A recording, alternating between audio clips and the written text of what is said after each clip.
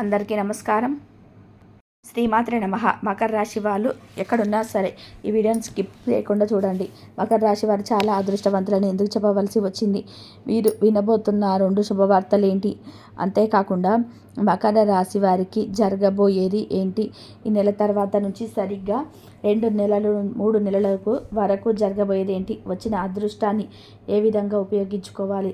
ఏ రకంగా మీకు అదృష్టం అనేది పట్టబోతుంది? ఏ రకంగా మీ వెనకాల దరిద్రం అనేది వెంటబడుతుంది? ఇదంతా కూడా క్లియర్గా ఎక్స్ప్లెయిన్ చేస్తూ ఈ వీడియోలో చెప్తానండి. వీడియోను ఎక్కడ కూడా స్కిప్ చేయవద్దు, చివరి వరకు చూడండి. అప్పుడే మీకు పూర్తిగా అర్థమవుతుంది. ఆలస్యం చేయకుండా వీడియోలోకి అయితే వెళ్ళిపోదామండి. వీడియోలోకి వెళ్ళే ముందు ఒక చిన్న రిక్వెస్ట్.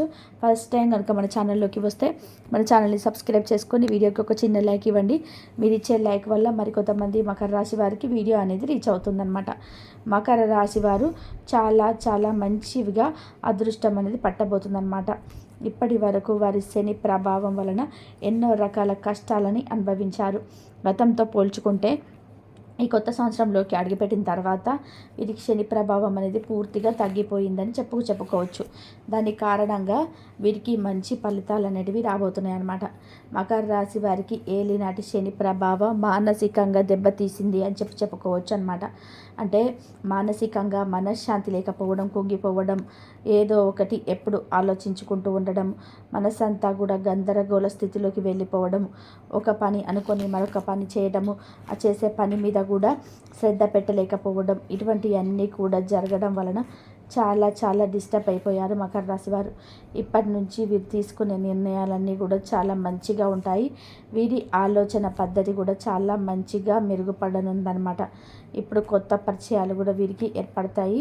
ఈ కొత్త పరిచయాలన్నీ కూడా మనం చెప్పుకోవాలి.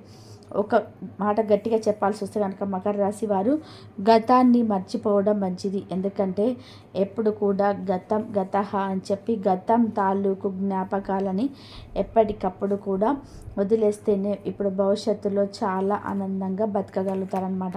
కాబట్టి గతంలో మంచి జరగని, చెడు జరగని, తప్పు జరగని, ఒప్పు జరగని, ఏది ఏమైనప్పటికీ కూడా గతాన్ని మర్చిపోతేనే చాలా సంతోషంగా ఉంటారు. ఎవరైతే గతాన్ని తలుచుకొని దాని గురించి ఆలోచిస్తూ దాని గురించే ఎక్కువగా దిగులు పడిపోతూ అయ్యో ఎందుకు ఇలా అయిపోయింది అని చెప్పి ఎక్కువగా ఆలోచిస్తూ ఉంటే కనుక గతం తాలూకు జ్ఞాపకాలతో బ్రతికితే మాత్రం ఇప్పటికీ కూడా వారిని బాగు చేయలేమని చెప్పుకోవచ్చు అనమాట.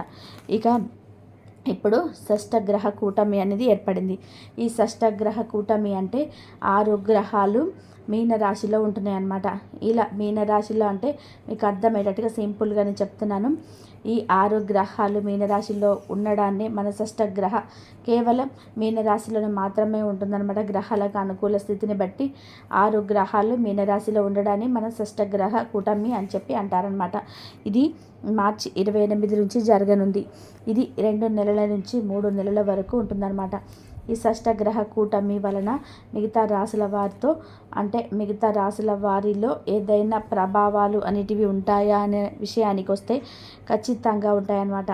ఈ యొక్క గ్రహాల అనుకూలత అనేది మిగతా రాశుల మీద కూడా అనుకూలత, ప్రతికూలత 2 కూడా పడతాయి. అయితే ఈ మకర రాశి వారికి ఏ విధంగా ఉంటుందంటే రవి అంటే సూర్యుడు 3వ స్థానంలో ఉంటాడనమాట. సూర్యుడు మకర రాశి వారికి 3వ స్థానంలో ఉండడం వలన వీరు వినాలి అనుకుంటున్న మొదటి గుడ్ న్యూస్ ఏంటంటే కనుక నిజానికి 2 గుడ్ న్యూస్లు అని చెప్పి పెట్టాను. మీరు 6 గుడ్ న్యూస్లనే వినబోతున్నారు. ఈ షష్టగ్రహ కూటమి ఏర్పడడం వల్ల ఈ మకర రాశి వారికి 3వ స్థానంలో రవి అంటే సూర్యుడు ఉండబోతున్నాడు అనమాట. దీనివల్ల మీకు ఆరోగ్యం అనేది బాగుంటుంది. ఆరోగ్యమే మహాభాగ్యం అని అంటుంటాం కదండి. ఆరోగ్యాన్ని మించింది మరొకటి లేదని చెప్పండి. ఎన్ని కోట్లు ఖర్చు పెట్టిన చనిపోయిన మనిషి తిరిగి వస్తాడు? అసలు జరుగుతుంది అది. కాబట్టి డబ్బు కంటే కూడా ఆరోగ్యం చాలా ముఖ్యమైనదన్నమాట. కాబట్టి మనకు మకర రాశి వారికి సూర్యుడు 3వ స్థానంలో ఉండడం వలన ఆరోగ్యం అనేది చక్కగా అనుకూలిస్తుంది అన్నమాట. మంచిగా మంచి హ్యాపీ న్యూస్లు వింటారు. ఏ పనిలోనైనా కానీ హుషారుగా పనిచేస్తారు. చాలా హ్యాపీగా ఉంటారు, చాలా యాక్టివ్గా ఉంటారు, సరదాగా ఉంటారు. మీ శరీరం మీకు అనుకూలిస్తుందని చెప్పుకోవచ్చు అనమాట. ఇక చంద్రుడు కూడా మీకు అనుకూలిస్తాడనమాట. చంద్రుడు మీకు అనుకూలించడం వలన మీకు స్త్రీ సౌఖ్యం అంటే స్త్రీ వల్ల మీకు మంచి జరగడం, స్త్రీల సపోర్ట్ మీకు ఉండడం, ధన లాభం కలగడం, ఇంకా చంద్రుడు మీకు అనుకూలంగా ఉండడం వల్ల ఆభరణ లాభం రావడం, రావడం, బంగారం కొనుక్కోవటం, డబ్బు దూసుకురావడం ఇలాంటివన్నీ కూడా జరుగుతాయి అన్నమాట. ఇదొక గుడ్ న్యూస్. ఇప్పటికి 2 గుడ్ న్యూస్లు విన్నారు. ఏంటంటే, ఒకటి ఆరోగ్యం, రెండవది చంద్రుడు కూడా మీకు అనుకూల స్థానంలో ఉండడం చేత స్త్రీ సౌఖ్యం, లేడీస్ యొక్క సపోర్ట్, ధనలాభం, ఆరోగ్య లాభం, వస్తు లాభం అనేది జరుగుతుందన్నమాట. ఇక ఇప్పుడు ఒక బ్యాడ్ న్యూస్ ఉంటుంది. అదేమిటంటే బుధుడు మీకు నెగిటివ్గా ఉంటాడనమాట. దీనివల్ల అంటే అధికారుల వల్ల చులకనవుతారు. అయ్యా మేడం, ఇప్పుడు గుడ్ న్యూస్ చెప్పి ఇప్పుడు బ్యాడ్ న్యూస్ చెప్పారు అంటే కనుక దీనికి పరిహారాన్ని కూడా మీకు చెప్తాను, జాగ్రత్తగా వినండి. ఇక బుధుడు నెగిటివ్ స్థానంలో ఉండడం వలన మీకు అధికారుల ముందు చులకన అయిపోవడం, నలుగురి ముందు అవమానింపబడము ఇలాంటివన్నీ కూడా జరుగుతాయన్నమాట. ఇక శుక్రుడు కూడా మీకు నెగిటివ్గా ఉండబోతున్నాడు. శుక్రుడు నెగిటివ్గా ఉండడం వలన మీతో పాటు పనిచేసే మీ యొక్క పార్ట్నర్షిప్ ఎవరైతే ఉంటారో, ఇద్దరు కలిసి వ్యాపారం చేయడము, ఇద్దరు కలిసి బిజినెస్లు మొదలు పెట్టడం, ఇంకేదైనా ఇద్దరు పనులు ఇద్దరు కలిసి చేయడం, ఇంకా పార్ట్నర్షిప్ ఉంటుంది కదా, పార్ట్నర్షిప్ అనేది పెద్ద మోసం చేస్తారు. కాబట్టి మకర రాశి వారు పార్ట్నర్షిప్ దగ్గర కూడా కొంచెం చూసుకొని జాగ్రత్తగా ఉండండి. ఇక తర్వాత ఇప్పుడు బుధుడు శుక్రుడు నెగిటివ్గా ఉంటున్నారు. తర్వాత శని మీకు చాలా అనుకూలంగా ఉంటుందన్నమాట. బ్రహ్మాండమైన ఫేమ్ వస్తుంది, మీకు మంచి పేరు వస్తుందన్నమాట. శ్రమకు తగిన గుర్తింపు వస్తుంది. నలుగురిలో మీకు చాలా మంచి విలువ పెరుగుతుంది. అంటే మిమ్మల్ని గుర్తుపెట్టేంత మంచి స్థాయికి వెళ్తారు అని చెప్పుకుంటారనమాట. ఇంకా రాహువు మీకు రాహు వల్ల ఏంటంటే స్థిరాస్తులు వస్తాయన్నమాట. స్థిరాస్తుల వల్ల లాభం రావడము, అంతేకాకుండా సోదరుల వల్ల రావటం ఇవన్నీ కూడా అన్ని జరుగుతాయన్నమాట. ఇక తర్వాత అన్నిటితో పోల్చుకుంటే నెగిటివ్ కంటే కూడా చాలా తక్కువగా ఉంటుంది. పాజిటివ్ అనేది చాలా ఎక్కువగా ఉంటుంది. నెగిటివ్ను మీరు ఎలా పూర్తిగా తొలగించుకోవాలంటే బుధుడికి మీరు గణపతి ఆరాధన చేయండి. ఓం గం గణపతయే నమః అనే మంత్రాన్ని మీరు పఠిస్తూ ఉండండి. పెసలను నానబెట్టి బెల్లంతో కలిపి ఆవుకు పెట్టండి. సంకట నాశన గణేష స్తోత్రాన్ని చదువుతూ ఉండండి. ఒక ఆకుపచ్చని వస్త్రంలో పెసలను 1 కేజీ బాబు మీరు మూట కట్టి పంతులు గారికి దానంగా ఇవ్వండి. ఈ విధంగా చేయడం వల్ల మీకు బుధుడు అనుకూలిస్తాడనమాట. ఇక తర్వాత శుక్రుడు మీకు అనుకూలించాలి అంటే గనక శ్రీ మాత్రే నమః అనే మంత్రాన్ని 108 సార్లు ప్రతిరోజు కూడా జపిస్తూ ఉండండి.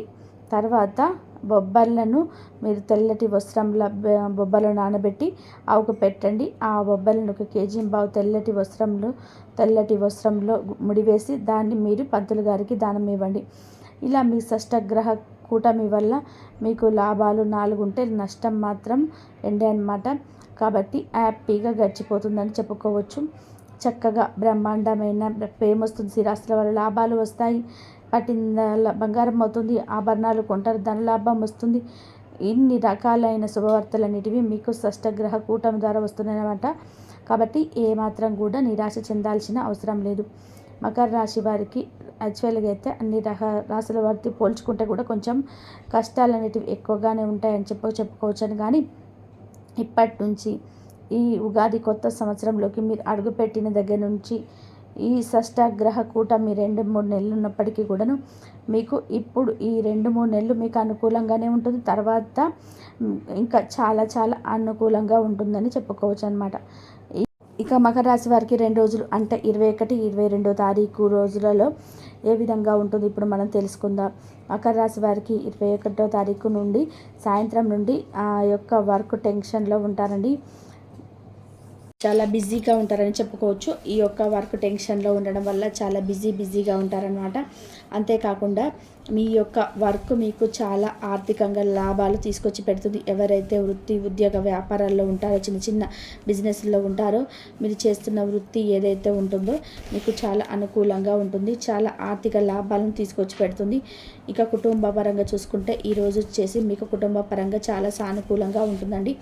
భార్యాభర్తల మధ్య మంచి అనుకూలత ఉంటుంది. సంతానం పట్ల మంచి అవగాహన ఉంటుంది. సంతానం వల్ల కూడా మీకు ఎటువంటి నష్టం అనేది ఉండదు. సంతాన పరంగా కూడా చాలా మంచిగా ఉంటారు పిల్లలు కూడా. అంతేకాకుండా వృత్తి ఉద్యోగ వ్యాపార రంగాల్లో సినీ రంగ పరిశ్రమలలో ఉండేవారికి, రియల్ ఎస్టేట్ చేసేవారికి వీరందరికీ కూడా చాలా అనుకూలంగా ఉంటుంది. 21వ తారీఖు మంచి ప్రయాణాలు కలిగే సూచనలు ఉన్నాయన్నమాట. ఖచ్చితంగా మీరు ప్రయాణం అనేది జరుగుతుంది. ప్రయాణం చేసేటప్పుడు కాస్త జాగ్రత్తగా వహించండి. మీ యొక్క జేబులో వెళ్ళి పెట్టుకునే ప్రయత్నం చేయండి. మీకు అంతా కూడా మంచిగా ప్రయాణం జరుగుతుందన్నమాట. అంతేకాకుండా ఫోన్ కాల్ వస్తుందండి మీకు వ్యాపారానికి సంబంధించి. ఆ ఫోన్ కాల్ విన్న తర్వాత మీరు చాలా సంతోషపడిపోతారు. 21 తారీఖు చెప్పుకోదగిన నష్టాలు ఏముండవు. చాలా స్మూత్గా గడిచిపోతుంది. ఇబ్బంది పడవలసిన అవసరం అయితే ఏముండదు అనమాట. 22వ తారీఖు చూసుకుంటే ఉదయం నుంచి మధ్యాహ్నం వరకు వృత్తి ఉద్యోగ వ్యాపార రంగాలలో చిన్న చిన్న బిజినెస్ చేసేవారు కూడా చాలా బిజీగా ఉంటారనమాట. దీనివల్ల మీకు ఆర్థిక లాభాలు చాలా బాగుంటాయి. కుటుంబ పరంగా బాగుంటుంది. స్నేహపరంగా చాలా బాగుంటుంది. బంధుమిత్రులతో కలయిక మీకు ఈరోజు సంతోషాన్ని ఇస్తుందన్నమాట. అంతేకాకుండా సంతాన పరంగా బాగుంటుంది. ఎవరైతే విద్యార్థులు ఉన్నారో ఇప్పుడు కాంపిటీషన్స్ ఎగ్జామ్స్ రాసే వాళ్ళు ఎవరైతే ఉన్నారో ఎగ్జామ్స్లో కూడా మంచి ఉత్తీర్ణతతో పాస్ అవుతారండి. ఎగ్జామ్స్ కూడా అన్నీ కూడా మీకు వచ్చినవే వస్తాయన్నమాట. పరిస్థితులన్నీ కూడా మీకు చక్కగా అనుకూలిస్తాయన్నమాట. మీరు పట్టిందల్లా కూడా బంగారం అవుతుంది. విద్యార్థుల కంటే కూడా చాలా చాలా బాగుందండి. ఇక చిన్న చిన్న బిజినెస్లు చేసే వాళ్ళకు కూడా చాలా బాగుంది. సినీ రంగ పరిశ్రమల వారికి కూడా చాలా బాగుంది.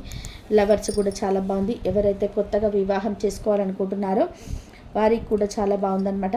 ఓవరాల్గా చూసుకుంటే చాలా చాలా అనుకూలంగా ఉందని చెప్పుకోవచ్చు. 22వ తారీఖు కూడా ఎటువంటి కష్టాలు నష్టాలు దుఃఖాలు ఏవి ఉండయండి. చూసారు కదా 21, 22 తారీఖు ఎలా ఉంటుంది. అష్టగ్రహ కుటుంబంలో మీకు జరగాలి ఏముంటున్నాయో, మీకు ఉన్న శుభవార్తలు ఏంటి, ఇవన్నీ కూడా తెలుసుకున్నారు కదా. మరి ఈరోజు ఈ వీడియో మీకు నచ్చింది అనిపిస్తే ఈ వీడియోకి ఒక చిన్న లైక్ ఇవ్వండి. మీరు ఇచ్చే లైక్ వల్ల మరి కొంతమంది మకర రాశి వారికి వీడియో అనేది రీచ్ అవుతుంది.